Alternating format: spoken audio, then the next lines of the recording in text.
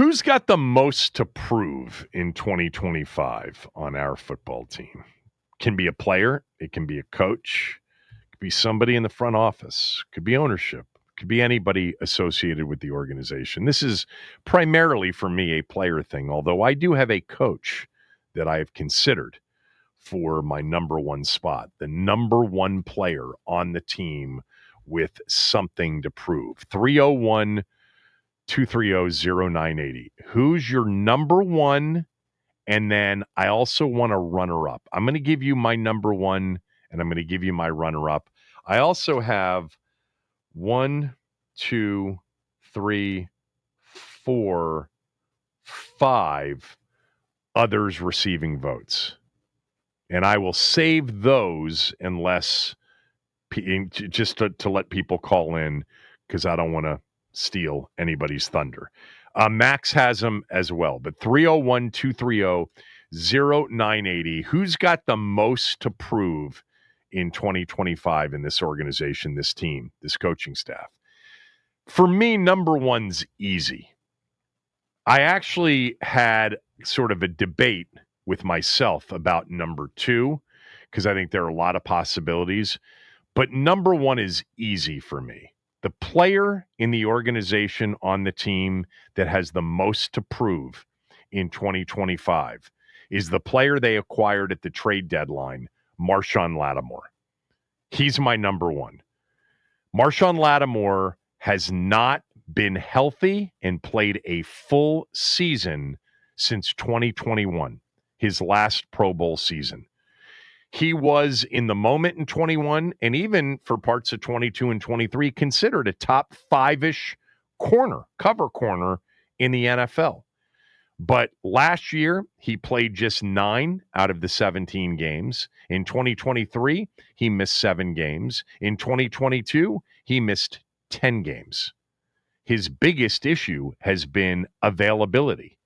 He has to prove that he can be available to this team for the significant majority of the games. And then he's got to prove that he can play much better than the way he played after they acquired him, when he was getting torched on the regular by the likes of A.J. Brown and others.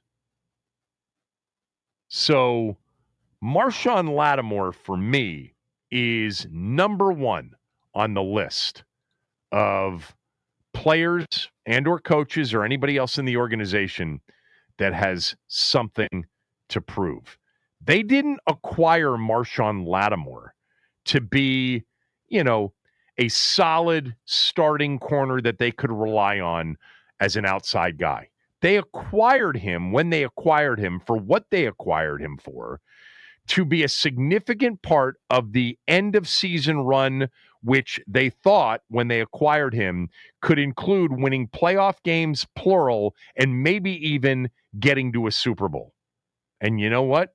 They did, but without his help for the most part. I'm not saying that every game he played in was a bad game last year. He wasn't terrible in the game in the game against Tampa, right? That was the game that he was pretty decent in. Detroit, not terrible. Actually, Tampa, Mike Evans was the problem. Detroit was the game he actually played okay in. Mike Evans and A.J. Brown were a problem for him. And then he lost his cool in the NFC Championship game. He's got something to prove. That's why I would have not, completely bailed on the voluntary activities. I know that wasn't his thing in New Orleans, but don't really care. He's got something to prove here. He had proven something in New Orleans. He made 4 Pro Bowls in his first 5 seasons. He hasn't made one since, and he's barely been available at times. Marshon Lattimore, number one on my list of players, coaches, or people in the organization that have something to prove, have the most to prove in 2025. I'll give you my runner-up in a second, but Max, who is your number one? Who's the winner on the list of players, coaches, or people in the organization that have the most to prove? For me, coming into this year, I mean, we talked about the defensive line quite a bit, and especially towards the end of last season, with us letting John Allen go. I think there's a lot of pressure that's going to be on Daron Payne this year, because like I said, he's kind of the only guy. Him and Johnny Newton, it's going to be down to them. I mean, we brought in Javon Kinlaw, Eddie Goldman, and guys like that. Sheldon Day is back, but Daron's got to be the guy kind of who's leading the charge on the defensive line this year. And there's been a lot of talk. Like Dan Quinn said, he had a great offseason. I've seen him popping up on all these lists, like guys to watch based on, coaching and all that, their comments. But yeah, so Daron's kind of the one guy who I think it's going to be or it's going to be facing a lot of pressure this year. We've been talking about it all off season. I feel like this you would go to him before the season and be like, hey, act like it's a contract year, man, because we are evaluating every single option that we have with you. So I think Daron's kind of the guy who's going to be under a lot of pressure to perform at the beginning and throughout this season. So I mentioned that for me, my number one is a runaway number one, Marshon Lattimore. But my number two, my runner-up, that there were several in consideration. And Daron was one of those players. But he's not the one I chose for my runner-up. My runner-up is another player that is going to be Marshon Lattimore, relatively new. This player, brand new. I think Deebo Samuel's the runner-up to Marshon Lattimore on the most to prove in 2025 list. And I think for a lot of the same reasons that Lattimore has the most to prove. He has had an issue with being not necessarily available. He's been different. With Deebo, he is tough as nails, and his injuries have been different than Lattimore's. Hamstrings are difficult, but you don't get 100% of Deebo Samuel every Sunday or Monday night of every season. He missed 2 games last year, but was on the injury report for 6. Same with the year before. The year before that, he missed 5 games. So availability is huge for him. And look, he hasn't made the Pro Bowl since 2021. That was his last truly standout year.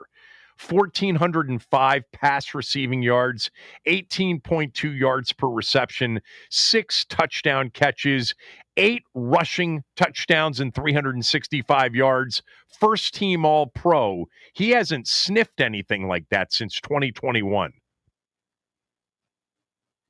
So similar to Lattimore, he's got something to prove. Now, he did have a good season in 2023. He had, 12 total touchdowns, 225 yards rushing, 892 passing on 60 catches. But last year wasn't a great year, and it wasn't a great year for the team either. I think Deebo has a lot to prove. He is my runner-up on the most to prove list following my number one runaway, Marshon Lattimore. Who's your runner-up to Daron Payne? So my runner-up to Daron Payne, I mean, I'm kind of going with guys that we've talked about a lot and position groups that we've talked about a lot over the offseason, and this position is not going to be a big surprise to anybody. It's going to be the running back room, and I'm going to go with Brian Robinson Jr. With the drafting of Bill Merritt, I think that I understand it's a 7th-round pick, and a lot of times those running backs don't really become anything, but at the same time, Brian Robinson had a pretty much a down year last year. Getting upfield and having that breakaway speed was a big thing. The physicality, he was running a little bit scared kind of towards the end of the season, and I know coaching staff had a good conversation with him about that.